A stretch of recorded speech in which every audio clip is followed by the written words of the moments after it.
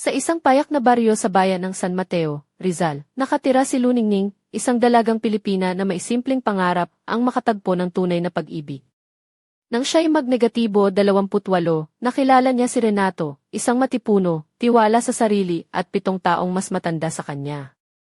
Nakatira si Renato sa Quezon City at nagtatrabaho sa isang logistics company. Mula unang araw, binuhusan niya si Luningning ng atensyon na para bang siya ang reyna ng mundo. Swerte mo, De, mukhang dream husband yan, sabi ng mga kapitbahay. At noong una, naniwala rin siya. Nakipagkasal si Luningning kay Renato isang maaraw na tag-init sa isang maliit na simbahan sa San Mateo. Suot niya ang isang puting lace na bestida na may mataas na kwelyo, bukas ang mga braso, simpleng hikaw, at stilettos na nagpapalambot sa kanyang lakad. Sa gabing iyon, naramdaman niya ang pagkaprinsesa, ang saya ng pagiging bagong kasal, ngunit dumating ang unang gabi nila bilang mag-asawa at hindi ito ang sinasabi ng mga pelikula. Hindi ito lambing o halik na may init ng pag-ibig, kundi parang isang matinding pagsubok ng katatagan. Reno, pwedeng sandali muna? Ang boses niyang nanginginig habang nakatingin sa orasan na nagpapakita ng 2:00 ng madaling araw. Nagsimula sila pa lang ng 9:00 ng gabi, pero parang walang katapusan ang kanyang pagnanais, sandali. Nagsisimula pa lang tayo, ngiting sinungaling ni Renato, ni hindi man lang inisip ang pagod ni Luningning. Parang may manyakong pag-uusisa, parang sinusubok nito ang kanyang tibay at pagsunod. Nakahiga si Luningning sa puting lace na nightgown na regalo ng kanyang ina, ang balat niya ay parang sinusunog, ang buhok ay nagkakadikit sa pawis, at ang katawan niya ay nanginginig hindi dahil sa pagnanasa kundi sa pagkapagod. Hindi niya masabi ang hindi, parang natatakot siyang sirain ang magandang mood ni Renato. Ang lalaking ito ay mabait bago sila ikasal, ngunit ngayon, tila nagbukas siya ng ibang mukha, ang isang malamig, walang awang tagapag-utos. Kinabukasan, hindi na niya kayanin tumayo. Masakit ang balakang, ang tiyan niya ay tila hinihila, at ang mga mata ay puno ng luha. Si Renato naman ay abala sa pagluluto ng almusal, na may mga biro pa. Hoy, De, ngayon mas matindi pa to. Honeymoon pa rin naman tayo, di ba? Nagpunta sila sa Baguio para sa isang linggong honeymoon. Isang maliit na cabin sa Camp John Hay na napapalibutan ng malamig na hangin at mga pine tree. Ngunit halos hindi niya namalayan ang ganda ng paligid. Sa loob ng kwarto lang nangyayari ang lahat. Hindi siya pinapalaya ni Renato mula sa ilalim ng kumot, 5 hanggang 7 beses sa isang araw. Sa bawat pagkakataon, unti-unting nawawala si Luningning sa sarili, ang lakas ay nauubos, ang katawan ay hindi na sumusunod, at ang takot ay lumalago sa puso. Sa 3 araw, muntik na siyang bumagsak habang naliligo. De, ang puti mo may sakit ka ba? Tanong ni Renato. Hindi, pagod lang ako, sagot niya. Hindi alam kung paano hihilingin na huminto ang lalaking nagdulot ng sakit sa kanya. Hindi niya maintindihan kung paano ipapaliwanag na kahit ang paborito niyang asul na linen na bestida ni Tita Nettie ay nanatiling nakasabit lang sa aparador. Hindi siya naligo ng 3 araw dahil sa sobrang pagod. Si Renato ay hindi napapansin o nagpapanggap na hindi nakikita ang mga palatandaan. Ito yan ay dahil sa pag-ibig, De. Bata pa tayo, kailan pa kung hindi ngayon? Paulit-ulit niyang sinasabi, ng 4 na araw, inalok ni Luningning na maghiking sa bundok, ngunit tinanggihan ni Renato. Mas kailangan kita dito, De, kaysa sa mga tanawin, sagot niya. Nagtago si Luningning sa unan at umiyak ng tahimik, dahil mahirap magreklamo na ang asawa ay sobra ang pagnanasa, parang may hiya at di tanggap ng iba. Swerte mo nga, De, sa 7 araw, hindi na niya napigilan ang sarili, humiling siyang huwag na siyang hawakan.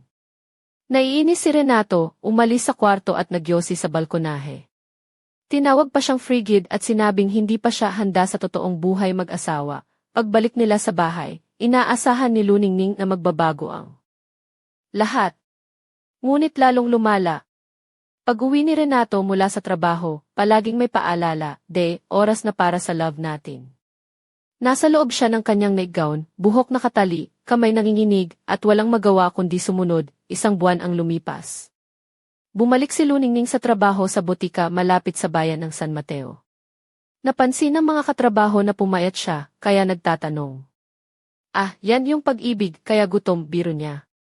Ngunit sa bawat gabi, may takot siyang bumabalot sa puso, alam niyang darating ang oras na kailangan niyang harapin si Renato at ang kanyang matinding pagnanais, ngunit hindi nagtatanong si Renato kung gusto ba niya o hindi. Isa pa, Day, miss na kita, sabi niya, 1 oras pagkatapos ng huli nilang pagtatali. Paulit-ulit ang siklo.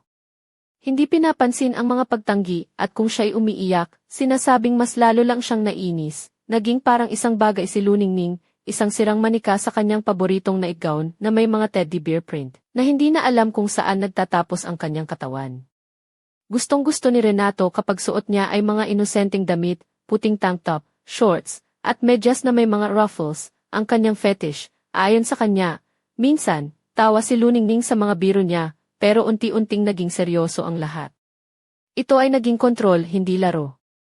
Sa bawat araw, parang may nababasag sa loob niya. Nagsimula siyang matakot sa mga haplos, at hirap na siyang matulog kasama siya.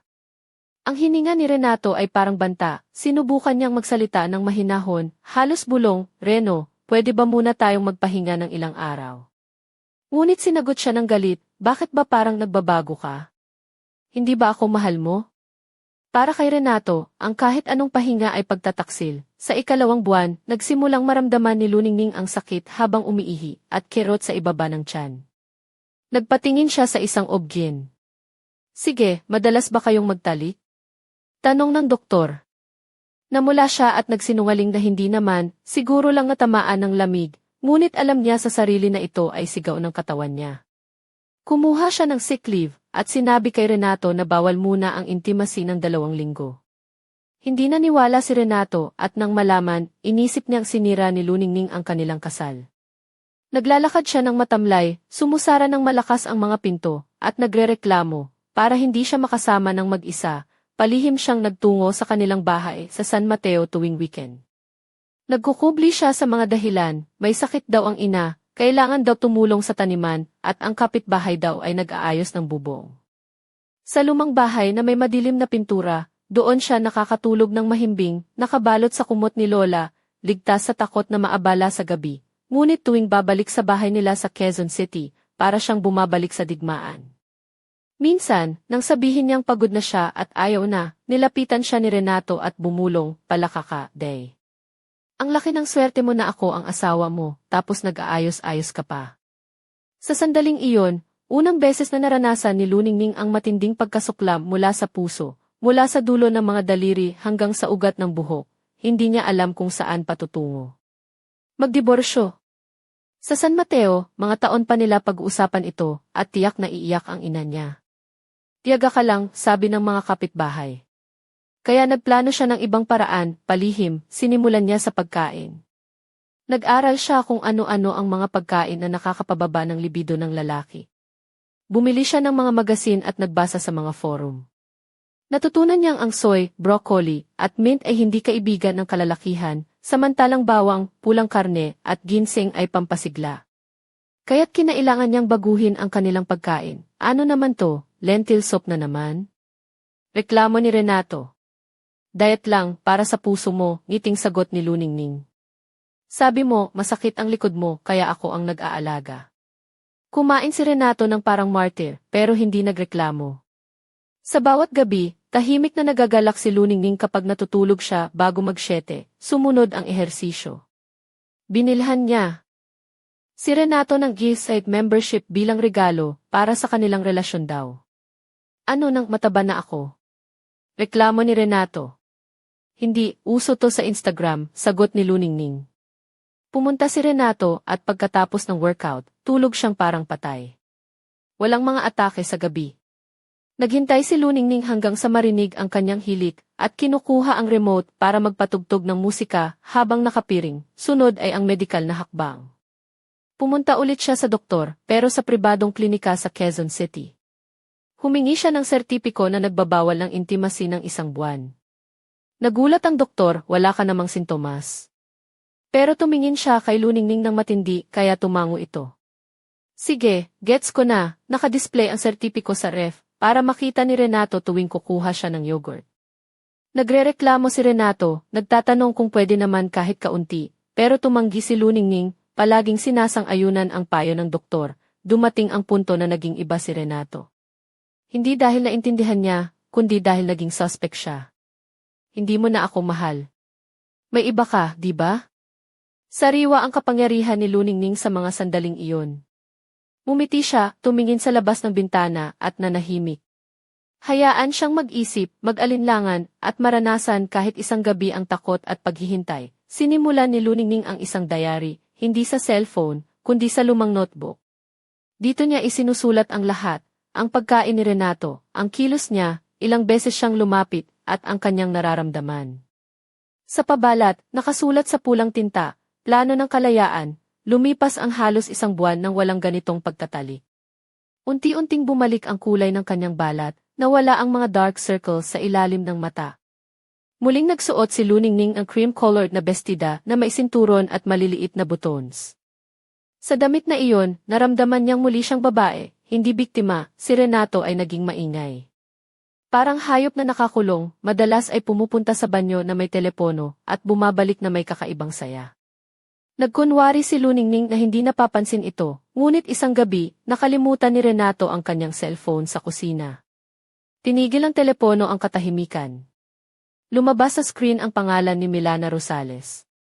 Lumubog ang dibdib ni Luningning sa duda. Binasa niya ang mga mensahe, late ka na naman ngayon? Makakapasok ka ba sa akin? Ang saya mo kahapon, ang iyong boni ay maihalik pa, nagsimulang lumala ang pakiramdam ni Luningning.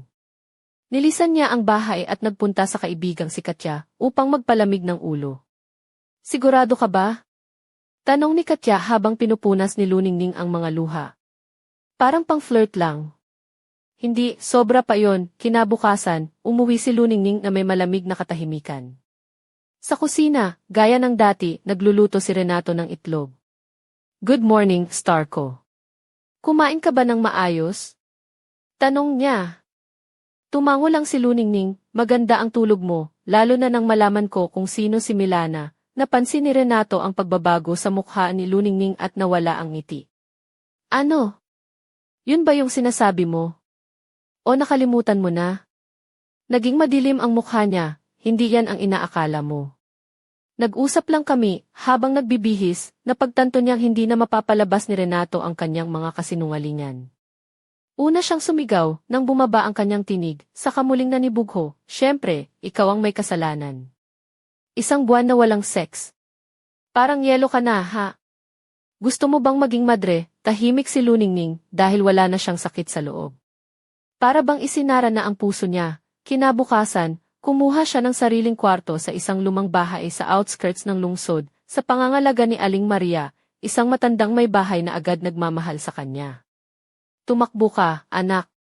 Buhayin mo sarili mo, huwag mong hayaang mabulok ka, sabi nito habang nilalagdaan niya ang kontrata. Sa gabi, iniwan niya si Renato ng isang liham, walang pag-iyak, walang sigawan. Sinubukan ko pero hindi mo narinig. Hindi mo ako mahal, ginagamit mo lang ako. Aalis ako. Sana balang araw maintindihan mo ang pagkakaiba. Isinara ni Luningning ang pinto sa likod niya. At unang beses sa mahabang panahon ay hindi nanakot ang takot, kundi ang kagaanan, parang nakawala sa tanikala. Sa San Mateo, tahimik ang paligid. Walang chismis tungkol sa kanyang kasal, walang mga tingin na kakaiba. May lawa, malamig na hangin, at mga bihirang jeep papuntang Maynila. Mga unang linggo, nagbasa siya, kumain, natulog sa ilalim ng malambot na kumot. Paminsan-minsan pumupunta sa palengke, sumusuot ng mga vintage na bestida, bumili ng mahabang gray na coat, mainit na sweater, at malalambot na medyas.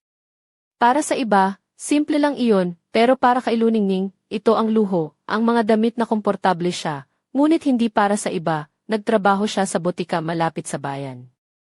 Simple ang mga tao, mapagpasalamat. Maraming hindi natatandaan ang pangalan niya, pero natatandaan ang magandang babae na may mabait na mga mata. Pagkalipas ng ilang buwan, nakatanggap siya ng text mula kay Renato. Buhay ka pa ba? Pasensya na, hindi ko alam na ganito kalala. Hindi siya sumagot. Pagkalipas ng isang linggo, nagpadala siya ng mensahe. Nagpapakonsulta ako sa psychologist. Hindi ko na kaya, sumagot si Renato. Walang ako, wala ka. At muli, katahimikan. Isang araw, pauwi siya mula sa trabaho nang marinig niya ang pamilyar na boses. Sa hintuan ng jeep, kung saan gabi-gabi nagtitipon ang mga lola ng bayan, naroon si Renato. Seryoso ka ba na basta nalang iiwan ako? Tanong nito na nangangatog ang boses, tumigil si Luningning sa isang hakbang lang. Mukha nitong pagod, talo, walang banta, nagbago ako. Ikaw, ano na? Tanong niya, hindi pa, sagot ni Renato. Ako'y isang gago, sobra ang pagka-obsessed, ngayon ko lang nakikita, ano na ngayon? Nagpapagamot ka? Tanong ni Luningning, therapy, gamot. May addiction pala ako, naiintindihan ko, pero hindi ako gamot. Buhay ako, hindi na sila nagkita o nag-usap. Lumipas ang 6 na buwan, dumating ang tagsibol, pumasok sa palengke ang isang bagong lalaki, si Artemio, isang veterinaryo. Nagkita sila ng aksidenteng mahulog ang isang pakete ng bandage mula sa kanyang kamay. Napatawa si Luningning at siya rin, nagsimula ang lahat sa isang ngiti. Si Artemio ay hindi lang iba, siya ay mainit at magalang. Minsan, niyakap siya ni Artemio mula sa likod at napahinto siya. Pwede ba? Ang tanong niya. Napaluha si Luningning dahil iyon ang unang tanong na hindi niya natanong.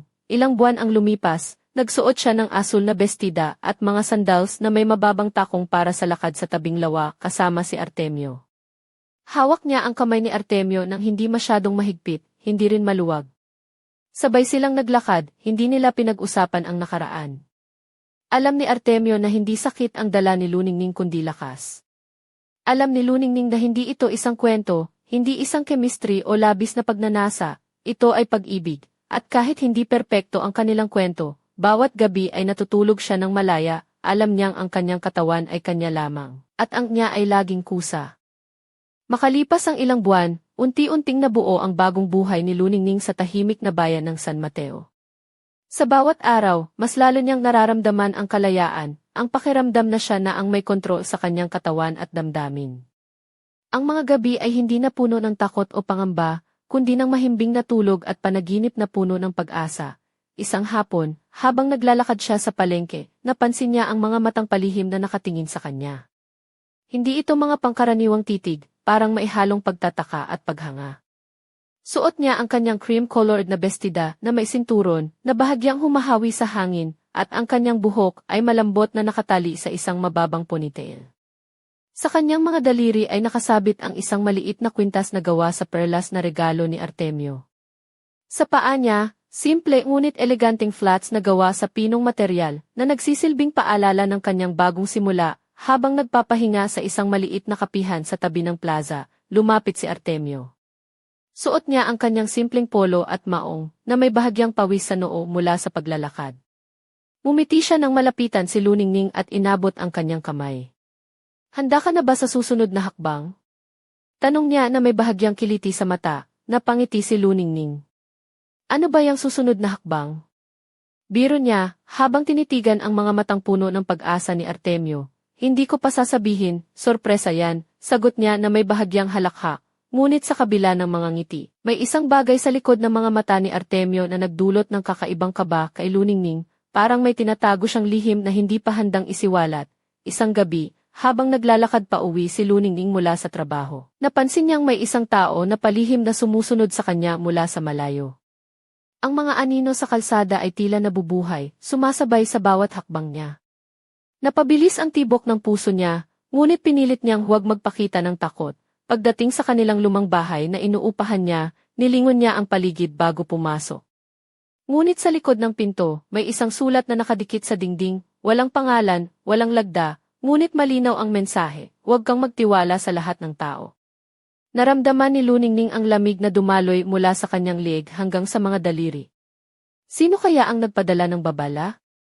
At ano ang ibig sabihin ni Artemio sa kakaibang tingin niya kanina, habang pinipisil niya ang sulat, isang tanong ang pumasok sa kanyang isipan, sa kabila ng bagong pag-ibig at bagong simula. Handa na ba siyang harapin muli ang mga lihim ng nakaraan?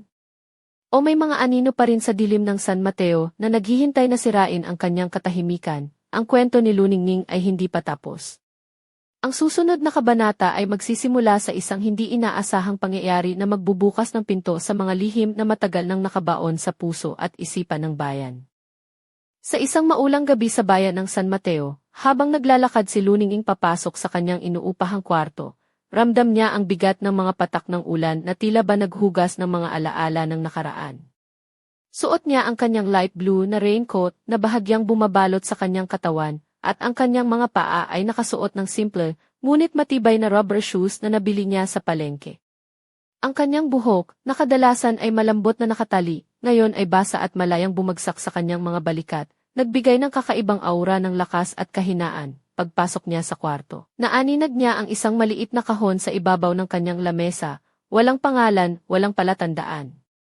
Binuksan niya ito at sa loob ay may mga lumang litrato, mga larawan ni Renato at ni Milana, pati na rin si Artemio na kasama ang isang misteryosong babae sa isang pagtitipon. Ang bawat larawan ay parang isang piraso ng puzzle na unti-unting bumubuo ng isang kwento na hindi pa niya lubusang naiintindihan. Habang pinagmamasdan ang mga larawan, napansin niya sa sulok ng kwarto ang isang maliit na voice recorder. Walang ibang kasama ang kwarto, kaya't nagpa siyang pindutin ang play. Mula sa recorder, maririnig ang boses ni Renato na maihalong galit at pagtataksil, at si Milana na tila may pinapalihim. Kung hindi mo siya mapipigil, ako ang bahala, sabi ni Milana sa boses na nanginginig. Nakatayo si Luningning, hindi makapaniwala sa naririnig. Ang dating asawa na inakala niyang nawala na sa kanyang buhay, ay may mga lihim pang kinalaman sa bagong lalaki sa kanyang paligid. Paano kaya naugnay si Artemio sa mga taong ito? At ano ang tunay na motibo niya? Sa pinakahuling sandali ng paglalarawan, may kumatok sa pinto ng kanyang kwarto, mahina ngunit matatag. Luningning, kailangan nating mag-usap, ang boses na pamilyar ngunit hindi niya inaasahan.